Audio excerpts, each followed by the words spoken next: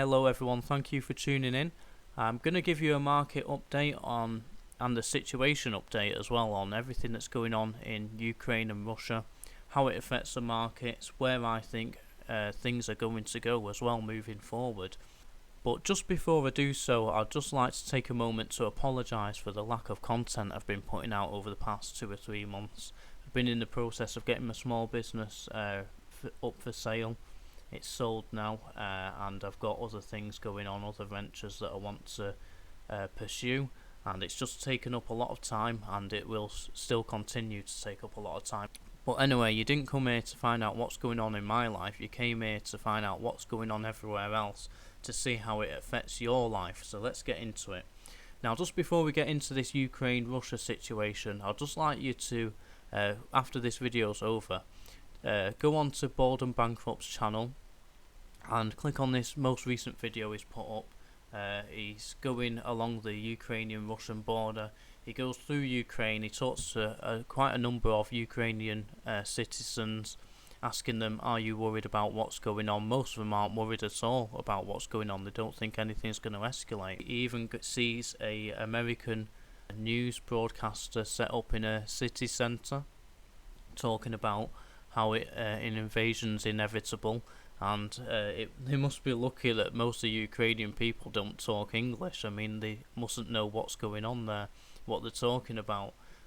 Maybe someone would go up to them and correct them and say, what are you talking about, if that was the case, if they did understand. But nevertheless, I'm not saying everything that's coming over the news is untrue, but it does seem to be massively blown out of proportion. And all the images we're seeing, I do wonder if some of those images was held back from what happened in 2014, only to be released now for the first time. I wouldn't be surprised at all, really, if that was the case, because when you watch this video here, it just seems like that is the case. And obviously, hopefully he'll post more videos like this and he'll keep us updated, and we'll get more people keeping us updated. Hopefully things won't escalate to the point which the media is talking about, but it does seem like things are a lot calmer than what they're making out.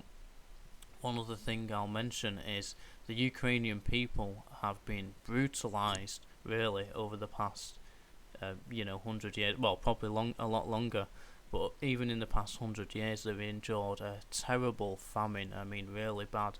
If you see some of the images of what was going on there, I won't discuss it here, but it's just really horrific that people could go through that kind of thing. And obviously the wars as well, back in 2014 when there's back and two with Russia. A lot of people have kind of forgotten about that. What happened then? A lot of people died. It was horrible. Houses and flats were getting bombed, much like what we're seeing now in the mainstream media. Many people innocent people I'm talking about, paid the price for that exchange. And obviously it's happened over the years as well. They've had all the issues with when there's a part of the Soviet Union. No wonder the people are as hard as nails. People in the West are pussies by comparison, let's be honest. But anyway, that's a subject probably for another day. So let's move on now. Because of all the sanctions that have happened, which the West has imposed, we've kind of slit our own throat. As you can see here, this is all today from Monday the 28th of February. Stocks are falling, European, they're falling in London, the FTSE's down, everything's going down. I mean, it was going down anyway ever since the start of the year, and even towards the end of last year as well. I think it's on a downwards trend, but because of all this fear and everything that's going on, everything we're seeing on the media, they've just created all that hysteria again. Now that C19 has calmed down, no one's really bothered about that. Turns out it wasn't the Black Death like it was first sold to us. Now people have realised that. Most people have realised that anyway. No matter where you stand on it, there's no denying that our leaders never feared it. Obviously we've seen the parties and stuff. I mean, a lot of people were shocked when that came out, but it's really no surprise at all to me that that happened. I was kind of confused why people were shocked, but then I remember that obviously they bought the hype of it all anyway. But nevertheless, the fear is real, whether anything else is or not. The fear is definitely real, and we can see it here. Stocks are doing quite bad, and now even Bloomberg coming out saying recession's a major threat for the stock markets, shaken by war. But obviously, if you've been paying attention, you'll know the markets have been going down since late last year, been going down all this year, along with Bitcoin as well. Everything's been falling down because of the talk of no more cheap money. The interest rates may go up, and by the way, they've not gone up yet.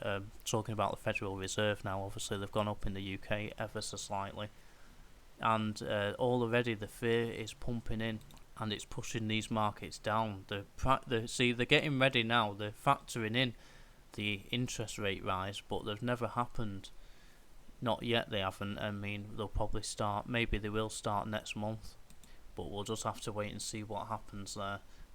Because see, I don't think at all that our leaders care about inflation. I mean, they don't care about the cost of living for the majority of the people. They don't care about anything really for the majority of the people, as long as they get the vote.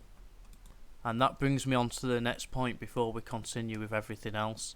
Why is it they're showing all this war stuff now? Because they need a hero. Biden and Boris Johnson and other leaders in the West, their popularity has fell out of the bed hard.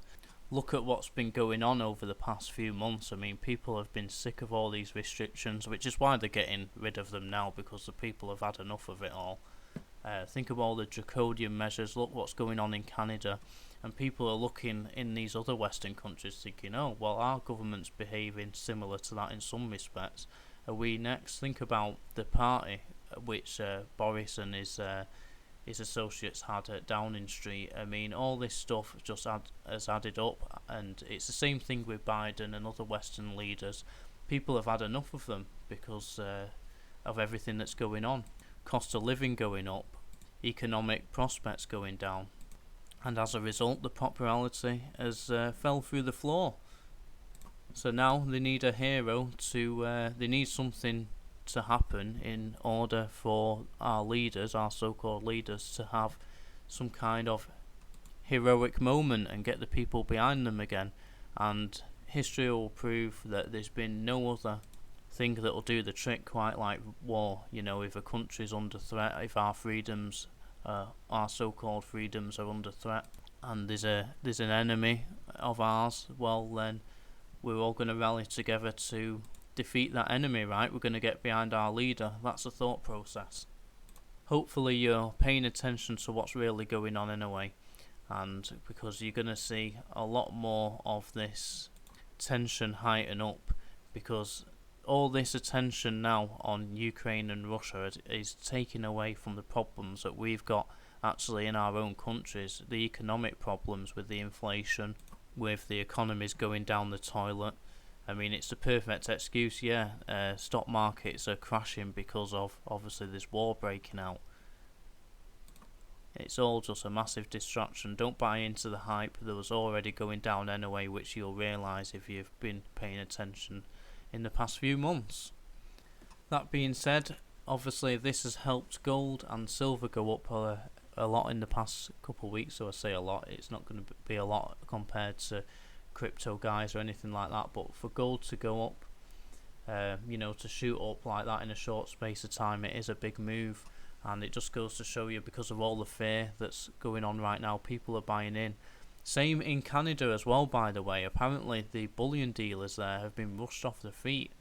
They can't keep up with orders, and you'll even see here in the UK high demand. This is on Bullion by Post, and if you go onto Chard's website, which I like to go to, it'll even say high demand due to the current situation in Ukraine. People are fearful, so you can always get a good indicator if you go onto these bullion sites, and if they're saying this high demand, it's because people are fearful. People are fearful about what's happening in the economic world as well as other things, and that's why they're buying gold and silver.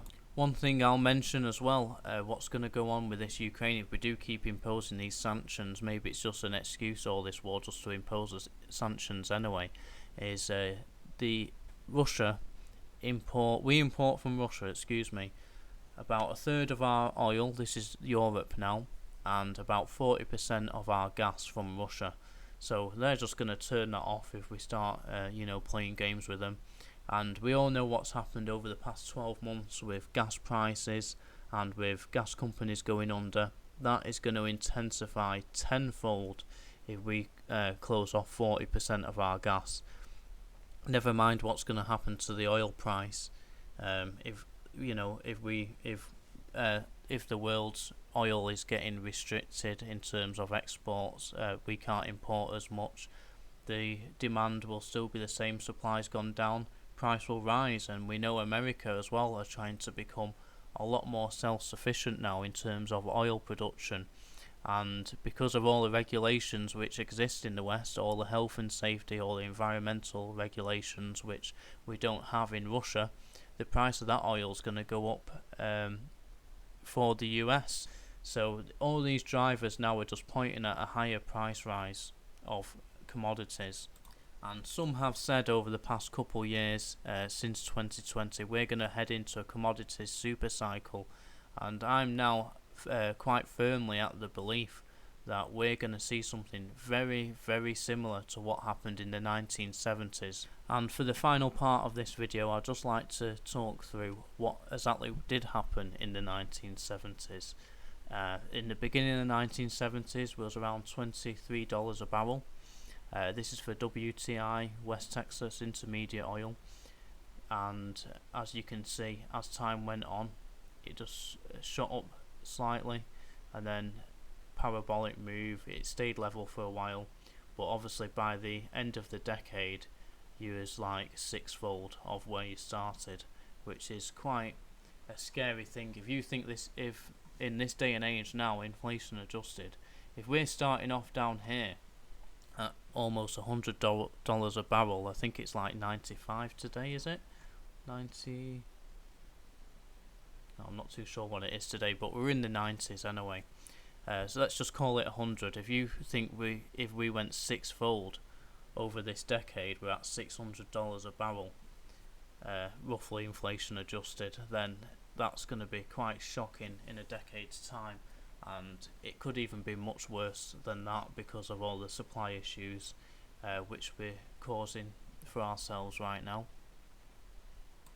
Gold as well, if we switch over to the gold chart now, you can see what it did. I think I worked this out once, I've not quite got it here, but it was like a 2,000% increase from where we started in 1970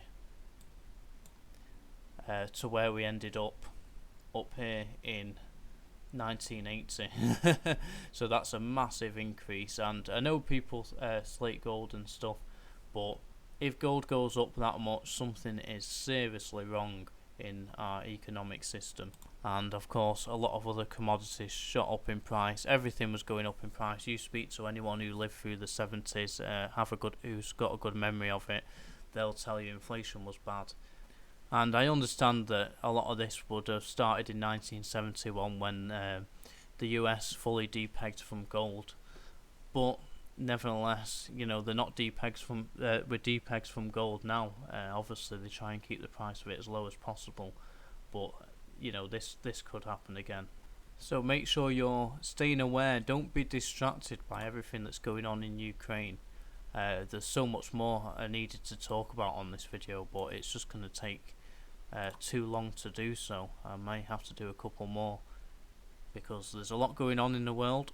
And one thing I want to add, if you've managed to stay on for this long, is be prepared for another so-called black swan event. I'm not too sure what it is, whether inflation will shoot up drastically in like a very short space of time, whether it will be a real war, a bigger war breaking out. I seriously doubt it, but like I say, the politicians, they need a reason for people to start liking them again. So as always, make sure you're looking after your financial future. Make sure you're hustling hard. Make sure you're putting your money in the right places. Don't keep everything in the bank. Look what's going on here. The Ukraine central bank limits cash withdrawals, and I did want to talk about this and also what happened in Canada as well. So maybe I'll make a separate video covering those topics as well. So enjoy your day, guys. Thank you very much for watching.